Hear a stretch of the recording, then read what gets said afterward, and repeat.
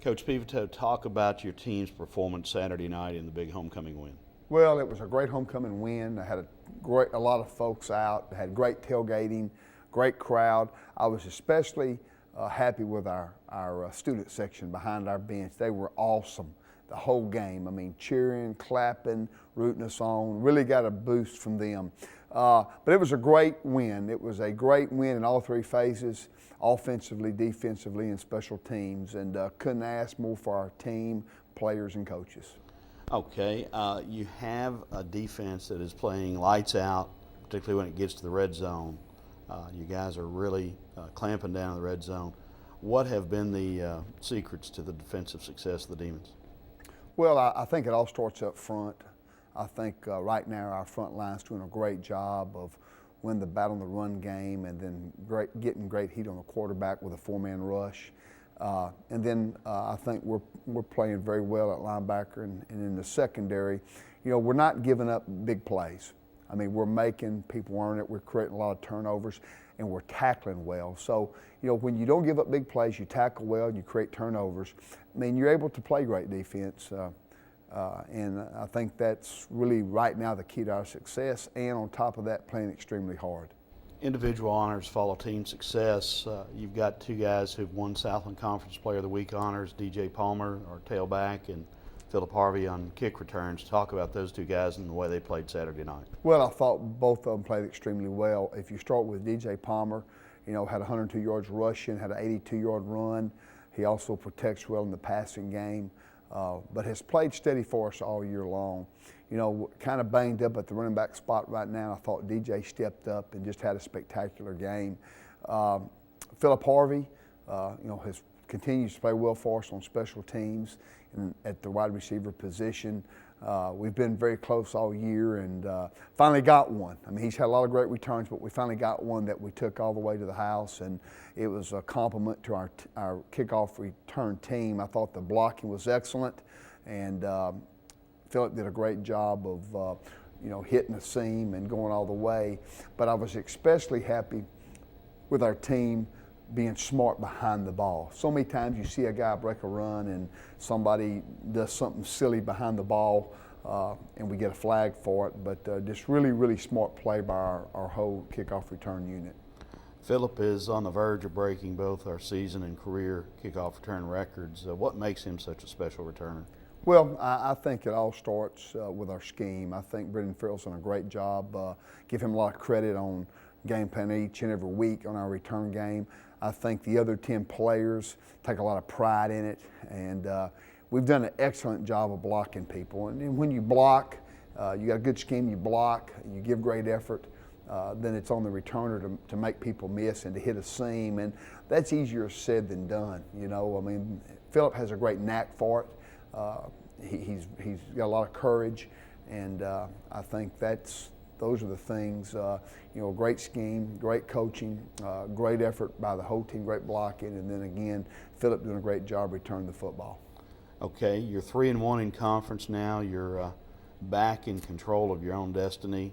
Talk about where you stand and how you feel about the conference race.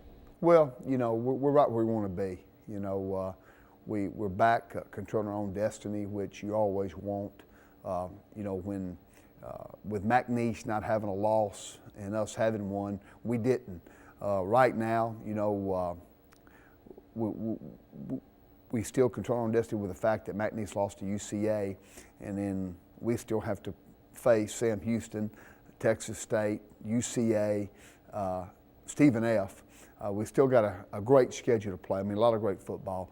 Those are 4 games that you could easily come up against a buzzsaw in. I mean, they're all 4 teams that can beat you very easily.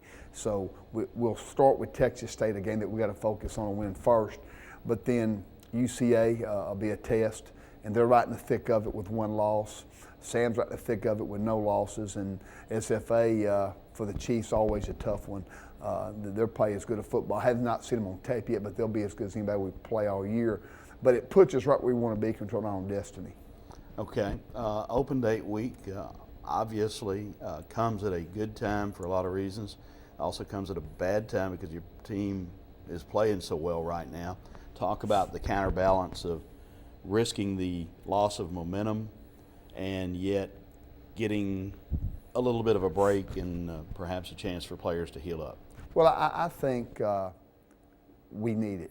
I think it hits us at a perfect time. We've had 7 games in a row, not just 7 games, but 7 very, very tough football games. So we need it. We need to catch our breath, let the air out, decompress, if you will, get healthy, and give our guys a little time off this coming weekend. We'll work Tuesday, Wednesday, Thursday. But I think last year we were in the same position, playing the same opponent.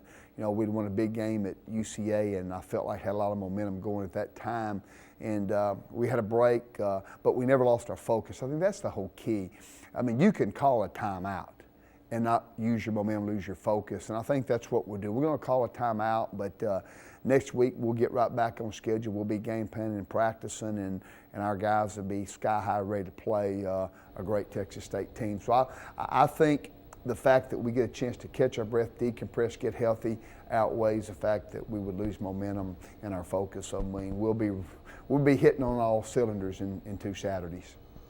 Talk about what your team is doing right now to have the success that it's having. You know, I think that our team has grown up a lot. I think our seniors have given great leadership. I think we've matured a lot. You can just see the way that we get ready week in and week out.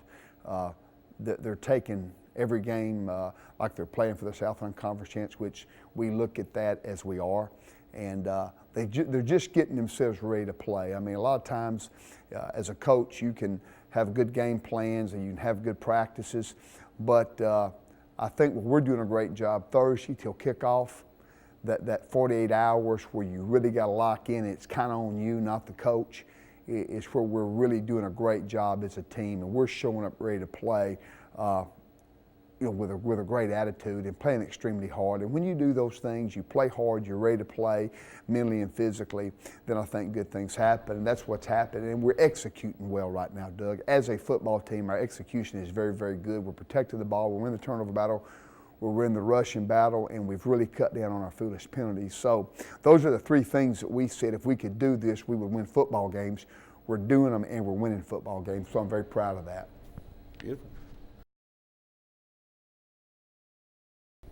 All right, Jamal, let's first congratulate you and talk to you about the win on Saturday night. What's the team's reaction and feeling about the win on Saturday night? Well, we just have to go into every game looking for a win. I mean, that win was all right, but we got to go to every game looking for a win. We're on the road for the conference championship. Okay, in that game, you had a spectacular game. Led the team in tackles. You forced a fumble on the game's first play that led to a touchdown return. You recovered an onside kick on the next play that led to a field goal. You intercepted 2 passes, one that led to a touchdown, one that led to a field goal. Talk about the game you had Saturday night. I just want to thank my coaches for putting me in a position to make those plays. I mean, it's just my job to execute it, so I just do it the best that I can to make it happen. Okay, let's talk about the conference race at this point. The Demons are 3-1 in second place in the conference race.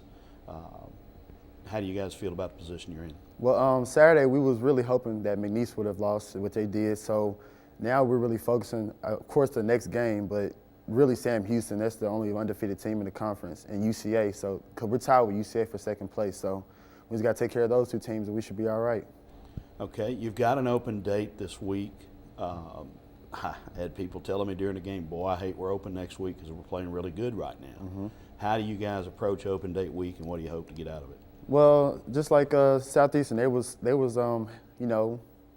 fresh before they played us or whatever. So we just take this time to get our legs back, get ready for the Texas State. Even though Texas State not in our conference, we still need to play like they are in our conference. It's the next game. Very, very good. Okay, let's talk about one last thing. You are making big plays now.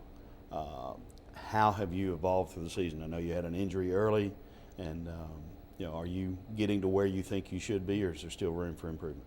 Yeah, there's still room for improvement, but coming off an ankle injury, it's kind of hard not trusting your ankle anymore and not trusting your wrist anymore too with the broken wrist that I had. But it's all coming along. I mean, I got a good backup, so just in case I go down, he's ready to play.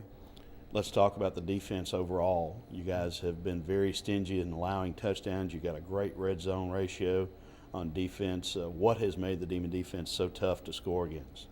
Just go out there and execute. And we always make a statement. Nobody can score over 20 points, which they haven't scored over 20 points. I mean, LSU and SMU, LSU number one in the nation, SMU taking out big teams. So we're just trying to make that a statement that we're not going to let people score over 20 points. Very good.